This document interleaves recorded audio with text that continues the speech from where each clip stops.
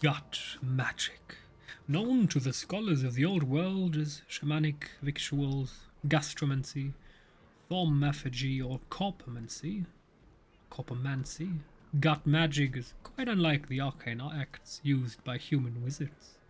Ogre butchers use shamanistic ritual rites that revolve around devouring parts of their victims, the items acting as fetishes that channel the raw power of the Great Maw. These gut magic spells explain why the ogre butchers often appear to be walking ladders. As to cast one of his shamanic spells, the butcher must physically eat anything from a nice healthy heart to a stinking pile of guts. In this act, he communes with the power of the Great Maw, taking some of it for himself and bestowing the rest upon his comrades, that they might run roughshod over their enemies or inflicting painful curses upon the heads of his foes. This, by the way, is of course the Great Maw that is constantly being fed by the ogres to retain its greatness. Gut magic spells work in a slightly different manner to other spells, because instead of manipulating the winds of magic, the butcher is calling upon the power of his god and channeling it through a focus. Gut magic spells are more religious miracle and arcane science. Disturbing nonetheless. And over-tyrant Greece's gold tooth. You are shockingly obese, aren't you? Still needs to go north. Where? Oh, that's an enemy territory. We can go there. Will we still have regeneration? Yes, we will still have regeneration here. Perfect. Lizu. You wake Ceylon. Why are you an undead human? I mean, apparently undead are real in Cathay. I know very little about Cathay. So. God's not big grubber. Please take Sarnagrund. And we still have a giant problem. Called there. Oh. Subjugate. Yes. Nice! Grimoire Ironhide is now subjugated. Ah, perfect. We still have a giant problem called dwarfs. They are about to attack us. Well, they are already attacking us, but they are about to launch their full-scale assault / invasion of our lands, so that's a bit of a problem. Yes, yes, you are a fine tool indeed. Blah, blah, we don't need that. Let's just go for improving the army. Can even move, can we? Okay, that doesn't matter. Black Fang. Let's make sure that we can attack them next round, but we also need to stay in the vicinity of this building, so they don't just... Oh, they couldn't destroy us, even weakened. It's a problem with vampires. Usually their armies look big because they can recruit zombies for no cost, but zombies are zombies. It's cannon fodder. Question is... Oh my goodness. There's Grombendal. Who? Yeah, that's a problem. And there are two more full stacks. And another High King Thorgrim Grudgebear. Level 68. Jesus. Okay, fighting the dwarves will be difficult. But if all the dwarvish armies are in the south, we're going to invade the north. Damn. How are we going to do this? I'd say let's attack this region, make them our vassals, then we have a little shield against the dwarfs. It should come in handy. Yes, subjugate. Well done. Damn, it will not be easy fighting the dwarfs. We do have Mountain Blaster. Okay, yeah. Tools of Destruction. We also have a lot of cavalry, so let's go for Beast Riders. And your job is to improve upon the army. This will not be easy fighting here. Okay, yeah, we're going to attack them next. We're not going to deal with Kislev yet. Leave them alone. I'm not going to open a 5-front war. Okay, blah, Gark, Well done. Druk Kin Eater. Nothing here, right? Yeah, this boy is lonely. Nope, nope, nope, what? No. Go there. What are you doing? Go there. Oh, interesting, he can't move there because of our army. Why is our army blocking our own hero? That's stupid pathfinding. Creative Assembly, please fix it. Trade agreement, Wormkins. Okay. Balance offer. You crazy? It says plus.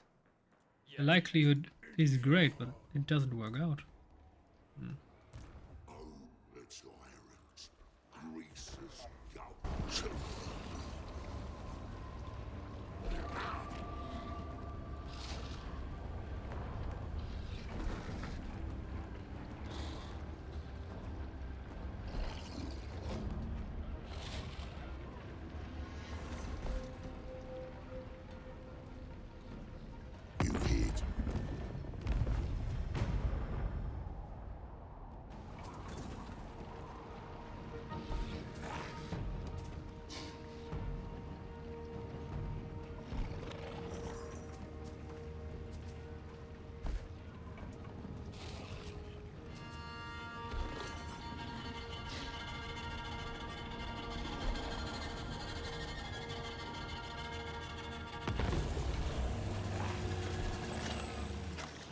The Celestial Empire. Tower of Ashun. The Tower of Ashun towers high over the jungles of Xi'an. Where are the jungles of Xi'an? That looks like a jungle. It is comprised of an arcane jade green stone that is polished to a mirror sheen, which reflects the sunlight for leagues around. Can we see it here? Oh, it's obviously this area. Arcane green. Okay. Crane gunners and crossbowmen man its every level, ensuring any attacker is met with a hail of projectiles. Though the tower successfully defended Cathay proper from many incursions by the Naga from Kuresh, we have Naga in Warhammer. That's also new DLC worth. They were ultimately defeated by a Norscan invasion fleet from the east, though they made them pay dearly for their efforts. As their Werkin commander howled his triumph to the moon, the jungles threshed with movement.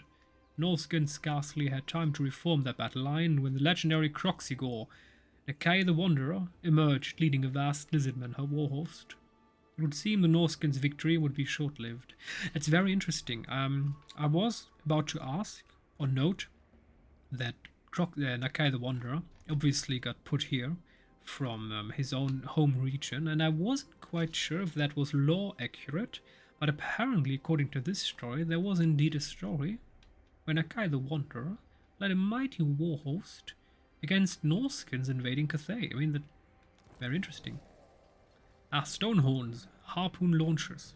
You know that one. The harpoon launcher, we saw him. And an ogre hunter who was tamed. I mean, yes, there are multiple. So we saw harpoon launchers. But that's not entirely true because we only had one in the army. An ogre hunter who has tamed a stonehorn is a celebrated individual. Stonehorns are oblivious to the most grievous wounds, and the only proven way to break one is to take one of its eyes, which is no mean feat given the beast's stone-armored skull. To achieve this, a hunter must stand in the path of a stonehorn, charge, and, as the ground shakes, stick a spear or land a harpoon in its eye socket. Whoa, that's badass. Those who miss seldom live to tell the tale, but those lucky enough to make the shot will be confronted with a rare sight indeed. That of a stone horn halting mid-charge as it registers pain for perhaps the first time in its long life. The hunter can then lead the stone horn back to his cave by yanking upon the embedded shaft.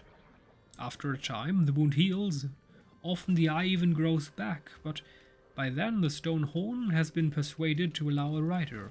A hunter might keep such a beast as his own mount, or, if he wishes to boost his reputation, he could gift the beast to a tribe. For stone horns are much coveted by all the right-thinking ogres. Well, stone horns are awesome, so I see why. Okay, over tyrant. You attack through Cho. Perfect. Subjugate, why not? And the rest Eastern River Lords. I was about to say Western, but no, it's Eastern River Lords. They are ours, and ours indeed. Perfect. Let's get more army skill dump. Yes, improve upon yourself. 200 charge bonus. Oh my goodness. Does he have any abilities? No. Damage building, replenishment. Perfect. Training, wounding, blocking army, stealing technology. And Gob's not. Take Black Fang. Oh. Now we can take Black Fang. And then we need to replenish a bit. Oh, we can subjugate them. Sure, why not? The Silver Pinnacle now is our vassal. Do we have anything here? No, okay.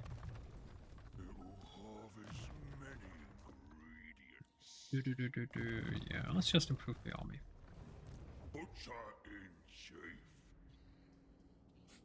There's nobody left. Okay, now we can deal with the dwarf. Oh.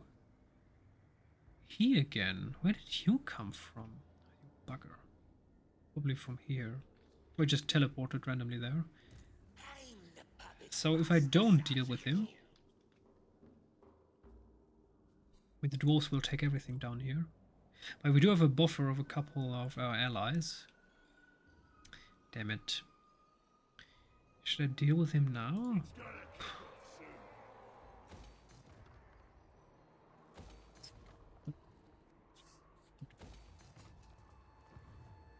The savage nomad.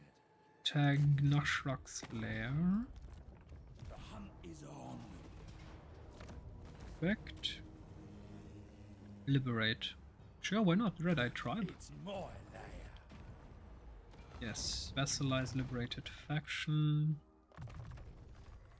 That 1, 2, 3. And army skill dump. Transfer region to what? No. One of your vessels capture the settlement in which is the home province of another of your vessels. Oh, okay. So let's transfer the region to Eastern River Lords. Why not? Very interesting mechanic. Beautiful. This is why I love modifications. That's not vanilla. Most certainly not. It's just too complex for creative assembly. Ugroar. Temple. Okay, whatever. Greases. Yeah, just go north. How far is this province? No, I thought there was a line, but no. It goes further. I guess it ends here. On this Fuzhou province. And quick deal. No. Oh. Disciples of the Maw. Yes. Defensive alliance. Military. Yes. Nice. Now we have the Disciples of the Maw as our allies. Oh, you've been busy. Very interesting region. Oh my goodness. How far have the dwarves built their empire? It will not be easy getting them out of there. Their defensive position, but eventually we will succeed. I promise. Oh my goodness, this will not be easy.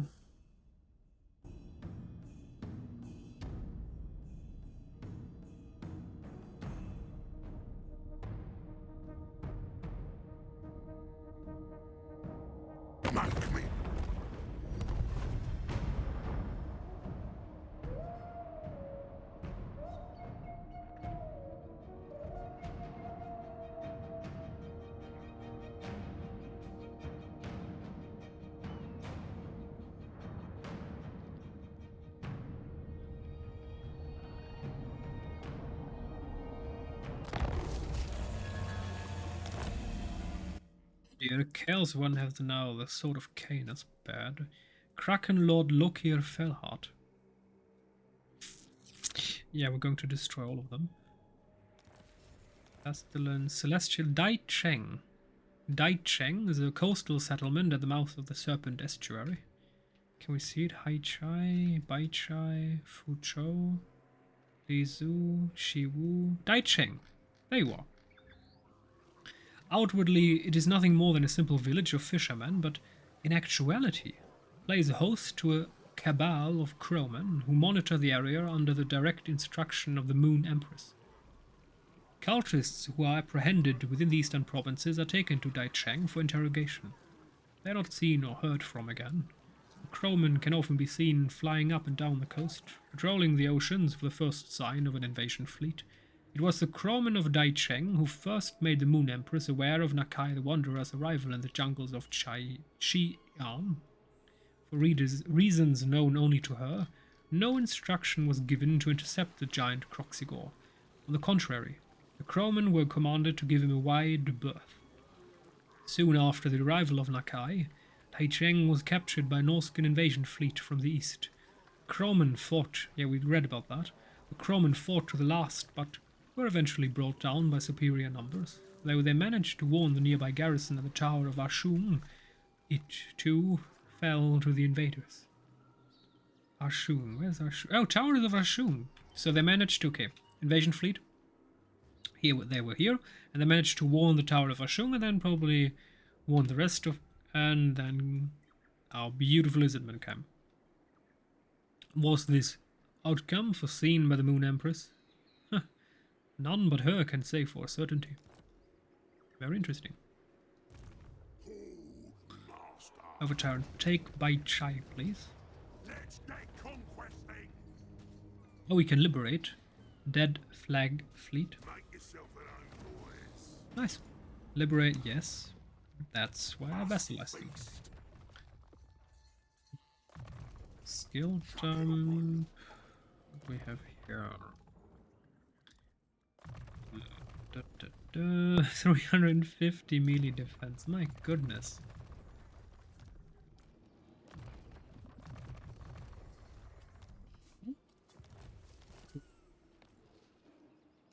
Yub's not. There are dwarfs nearby, and we need to obliterate them. Oh goodness, this will not be easy. Garlic feasts. No, feast shelter. Slayer King Ungrim Iron Fist. Whoa. He's extraordinary. His slayers are extraordinary, but why does his army consist of miners? Scourge of the weak. That's not a good army. Yeah, I'm afraid we're going to do short work of him. And dead. Spell resistance and missile resistance, okay. Yeah, take the Fallen King Mountain. Yeah, sure, let's liberate the Bloody Spears tribe. Perfect, vassalize, yes.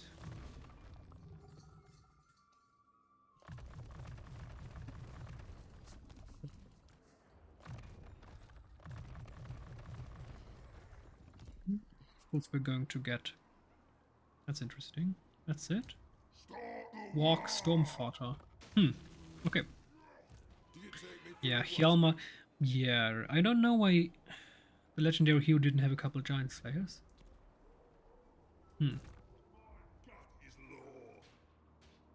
Anything here? That's a no.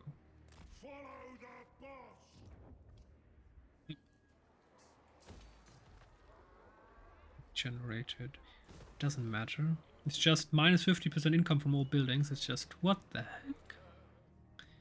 Nobly Gorge. Okay, let's upgrade that. Get a guard tent. Fortress, yes. Troll.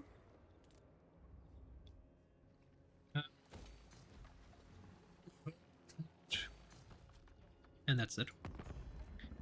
Not going to upgrade everything. Nothing here, and then we're just going to wait for the next round.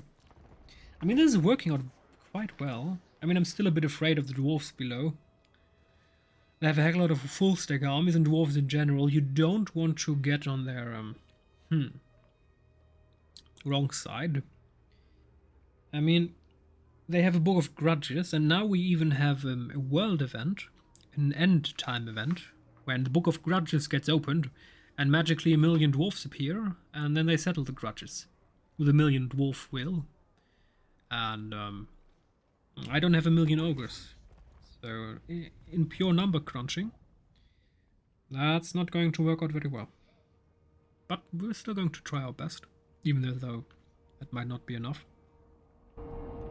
If we get a dwarf end time event. Honestly, I don't even know what I have to do to achieve the campaign victory. Are we going to find that out very soon? Tribal gathering, yes, yes. Here all the ogres of the tribe sit together in one place to eat and make plans. Chiefly, to eat even more. The only consumption of captives taken during the battle enables the ogres to increase the intensity of their crude, bloodless slaughter. Okay, what's our campaign victory goal? Over Tyrant Crown, blah, blah. Occupy Scepter of Titans, Camp More, victory condition. Oh, we already have the short campaign victory. Maintain control, Mountains of Morn, Worm Pass. Okay, that's it. Mountain of... oh. That's indeed a short time victory. Okay, long campaign victory, occupy, loot, raise or sack 75 different settlements. Hold 6 settlements, including the following. Angao, Waijin, Black Crag,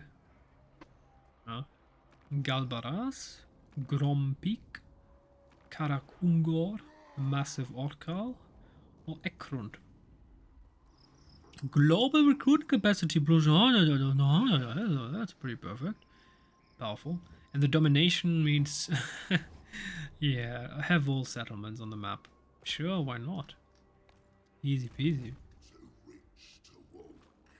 Okay. We're going like this? Yeah, that's our way in. First we're going for Haichai. Oh, yes. If I butcher these names and you know how to properly pronounce them and even know how to tell me how to properly pronounce them in English words in the comment section, please do. I always want to try to improve upon myself. I believe that's an ability that most humans these days do not care about anymore. Humans have the ability to improve upon themselves. Everyone has. But many people decide not to. They decide to live in ignorance, and that's not what I want in life. Okay, perfect. Throg. You... yeah, that's perfect. And Garlic Feast Shouter. Please kill Slayer King Ungurim. Another Slayer? Why do we have so many Slayer Kings? Did we just kill him? Huh?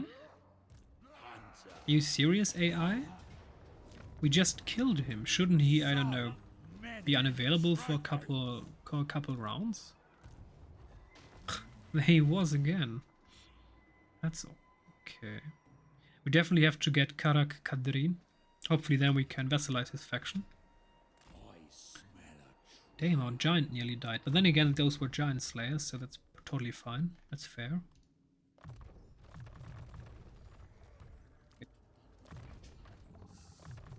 Field dump.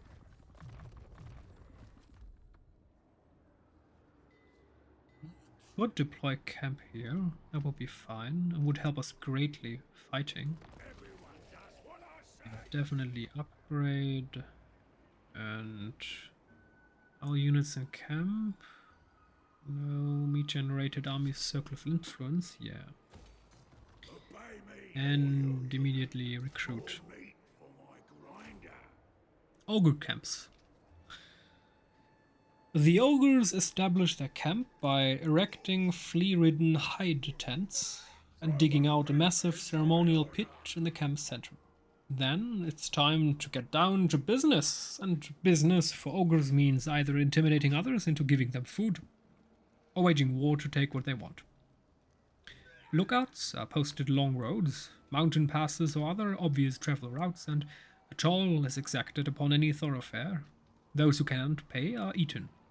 Ultimatums demanding steep tithes are delivered to nearby settlements. Most ogres these days are sophisticated enough to demand payment in either gold or in food stock, although some tribes are stuck in the old ways and have not yet learned the value of monetary systems. Any that refuse to pay are dealt with swiftly, the ogre tyrant ordering an all-out attack to crush them wholesale. To stave off their own destruction, many of the oppressed willingly hand over herd animals to the demanding ogres. Sometimes, especially with the more unscrupulous races, a settlement will betray a portion of their own population to avoid a hopeless battle against the ogres. Ogres excel in their role as aggressive bullies, and they are demanding during negotiations. As most ogres are not especially bright, they can be duped, but only the very slowest can be caught out by the same trick twice. Let's see. Tyrant of the tribe. Druk Kineater. Specialist, Sound Unit, Garrison, Blade Master, okay. Anything for you to do here? Oh, that's it. No! There's someone. Please try to be useful. For once in your life. A quick deal. And we're going to end the round.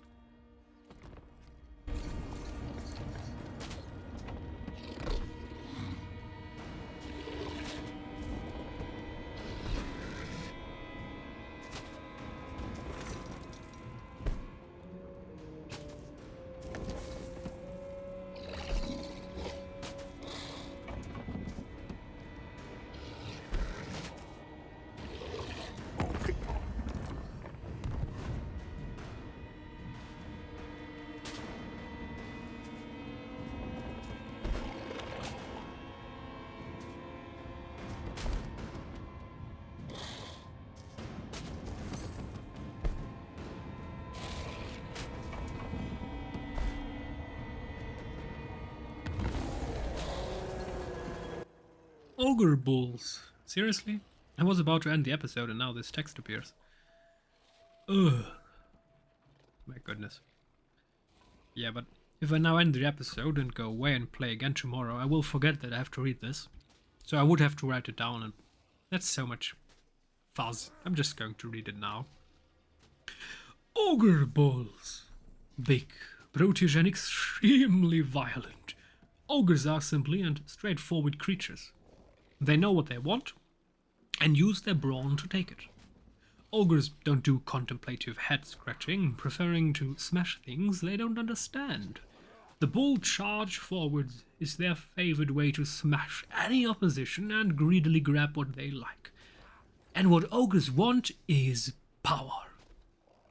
Respect, wealth, and perhaps most of all, an endless supply of meat to feast upon. It is the ogre way to take more than their share. In fact, the ogres have a bully mentality that pushes them to take as much as possible. The only way to stop their aggression is a show of superior force. As ogres are a bit slow on the uptake, it sometimes takes a few applications of that show of superior force, but they will eventually back down before a stronger opposition. Ogres exhibit a practical, if self-centered approach to their lives, so long as they are doing well, then all is fine. This isn't saying that ogres are evil-minded beings or that they are good-hearted either. Ogres are just above or perhaps beneath morals altogether. Ogres are out for themselves, and their first and only inclination is to act in the way that will benefit them the most. If invaders attack a tribe from a neighboring kingdom, other ogre tribes might ally together to repel the attackers, or they might pile on and join the invading side. A third option, chosen by the most veteran tyrants, is that they might wait until both sides are weakened before smashing them both. Ogres are opportunists, and the choice depends on what offers the most reward for an acceptable risk. Ogres are not duplicitous, not because they feel such guile is wrong, but because they lack the quick wits or mental agility to think of such tricks in the first place. Ogres excel at fighting, and This, along with their greed and lack of concern about right or wrong, means that an ogre army is always ready for a battle against anyone. Anywhere. History is replete with examples of ogres being paid to fight, and even sometimes being paid not to join a fray. When they do enter combat, ogres make frightening opponents, for they are savage and can sometimes devour the fallen where they lie. In the heat of battle, this horrifies their opponents, who must fight the blood-splattered vanquisher of their former comrades. Darn. So, as a traveler, as a citizen of the Warhammer world, this entire region, you don't want to meet that. So the only way really to get to Cathay is to try to, go in this country, which is extremely snowy and hostile and volatile, and then what? Enter the Chaos Realm? My goodness, there is no way. If you want to get to Cathay as an ordinary citizen of the old world, you have to get to the ogre through the ogre country. That's why also there is this caravan system, obviously, in place. Wait, imminent rebellion. Ah, the dwarfs. I remember that I got as a modification that should allow the AI to create a single thought called let's attack and not starve, but apparently Grundlive Drakebeard and Grombrindar, the white dwarf, those two didn't get the message. I just ignore the mod, which shouldn't be possible, but apparently it is. So, oh, we can upgrade him. Yeah, we're definitely going for man-eaters, so man-eater Iron Fist or normal man-eaters. Now let's go with normal man-eaters. Damn, I wasn't prepared to read more.